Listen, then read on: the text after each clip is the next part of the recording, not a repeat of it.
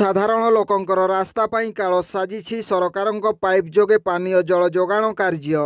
ଜନସାଧାରଣଙ୍କୁ ମୌଳିକ ସୁବିଧା ଯୋଗାଇ ଦେବା ସରକାରଙ୍କ ଉଚିତ ପଦକ୍ଷେପ, କିନ୍ତୁ ତାହା ଦ୍ୱାରା ଜେସିବି ମେସିନ୍ ଓ ଡ୍ରିଲ୍ ସାହାଯ୍ୟରେ ଲୋକଙ୍କର ମୁଖ୍ୟ ରାସ୍ତାକୁ ଖୋଳି ନଷ୍ଟ କରି ଦିଆଯାଉଅଛି। କେନ୍ଦୁଝର ଜିଲ୍ଲା ଘଟଗାଁ ବ୍ଲକ ଅଧୀନ ଢେଙ୍କିକୋଟ ବାଳିକା ଉଚ୍ଚ ବିଦ୍ୟାଳୟ ଠାରୁ ନଣ୍ଡାବର ପର୍ଯ୍ୟନ୍ତ ରାସ୍ତା ଶୋଚନୀୟ ହୋଇ ପଡ଼ିଥିବା ବେଳେ ବୋଝ ଉପରେ ଲଳିତାବିଡ଼ା ସାଜିଛି ସରକାରଙ୍କ ପାଇପ୍ ଯୋଗେ ପାନୀୟ ଜଳ ଯୋଗାଣ କାର୍ଯ୍ୟ। 100 ବର୍ଷର ପୁରାତନ ବଜାର ଢେଙ୍କିକୋଟକୁ ହଜାର ହଜାର ଲୋକ ଆବଶ୍ୟକୀୟ ଜିନିଷ କିଣାବିକା କରିବା ପାଇଁ ଆସିଥାନ୍ତି।